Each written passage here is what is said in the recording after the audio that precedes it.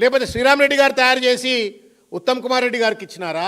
వీళ్ళిద్దరు కలిసి చేసి ఇచ్చింది రేవంత్ రెడ్డి గారు చదివినరా? మొత్తానికి ఈ ముగ్గురు పెద్ద మనుషులు కూర్చొని ఇవాళ కేసీఆర్ గారి పైన, తెలంగాణ పైన, గత ప్రభుత్వం సాధించిన విజయాలపైన, రైతాంగానికి అండగా ఉన్నటువంటి ఒక కేసీఆర్ గారి పైన బట్టగాల్చి మీద వెలిసే ప్రయత్నం చేస్తూ ఉన్నారు.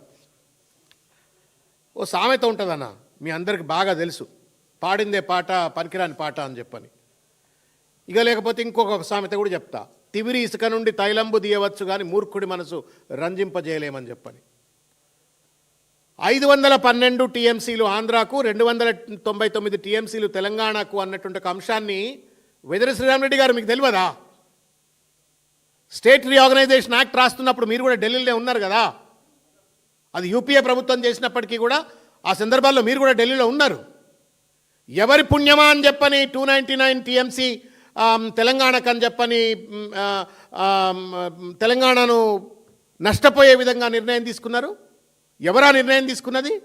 ఆ రోజు ఉన్నటువంటి ఉమ్మడి ఆంధ్రప్రదేశ్ ఆంధ్ర ముఖ్యమంత్రి కిరణ్ కుమార్ రెడ్డి గారు. దాన్ని ఆధారంగానే స్టేట్ రీఆర్గనైజేషన్ యాక్ట్లో కూడా అదే 299 టీఎంసీ రాసింది. వెదరి శ్రీరామరెడ్డికి తెలుసా, తెలియదా? తెలిసి కూడా తెలియనట్టు నటిస్తుండా. నాకు మాత్రం నేనేమో తెలిసి తెలియనట్టు అయితే నేను అనుకోవట్లేను. స్వతహాగా తెలియకలో, లేకపోతే మహారాష్ట్ర వాళ్ళు, రాజస్థాన్ వాళ్ళు, ఆ ఢిల్లీ వాళ్ళు ఎందుకు పెట్టుకుంటుంటే, కానీ అతి తెలివి ఎక్కువైపోయి వాళ్ళ రేవంత్ రెడ్డి కొమ్ము కాసే ఎందుకోసం అని చెప్పని జరిగిన సత్యాలను దాచిపెట్టి వాళ్ళ కేసీఆర్ గారి పైన దుమ్మెత్తే ప్రయత్నం చేస్తూ ఉన్నారు. ఇవాళ తెలంగాణ కేవలం 299 టీఎంసీలతో సతమతం అవుతూ, అష్టకష్టాలకు గురవుతూ, ఇబ్బందులకు గురి కావడానికి కారణం ఆనాటి కాంగ్రెస్, ఆంధ్ర కాంగ్రెస్ ప్రభుత్వం, కిరణ్ కుమార్ రెడ్డి గారు. అది స్టేట్ రీఆర్గనైజేషన్ యాక్ట్లో కూడా స్పష్టంగా దాంట్లో పొందుపరచబడ్డది. ఇంత స్పష్టంగా తెలిసిన తర్వాత కేసీఆర్ కొట్లాడలేదు అని చెప్పని చిల్లర మల్లరగా మాట్లాడటం ఎంతవరకు న్యాయం అని చెప్పని ఇవాళ నేను అడుగుతా ఉన్నాను.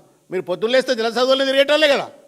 కేసీఆర్ గారు కృష్ణా జలాల్లో దాదాపు 50% రేషియో ప్రకారంగా, ఈవెన్ ఇప్పుడు ఇది టెంపరీ అరేంజ్మెంట్స్, 512 వర్సెస్ 299 కాదు, 50% ఇవ్వాలని చెప్పని ఆయన పెద్ద ఎత్తున 28 లేఖలు రాసినారు.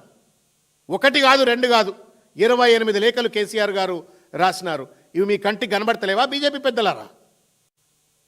28 లేఖలు కేసీఆర్ గారు రాసింది మీ కంటికి కనబడతలేవా? ఇవాళ ఎట్లుందంటే ఉల్టా చోర్ కోత్వాల్ కూడా. అంటే who is in the government today? ఎవడు అధికారంలో ఉన్నాడు ఇవాళ?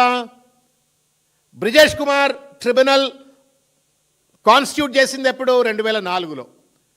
2004 నుండి 14 వరకు అధికారంలో ఉన్నాడు ఎవడు? కాంగ్రెస్ పార్టీ అధికారంలో ఉంది. 14 నుంచి 24 వరకు అధికారంలో ఉన్నది ఎవరు? భారతీయ జనతా పార్టీ. కేసీఆర్ గారు లేఖలు రాసింది ఎప్పుడు?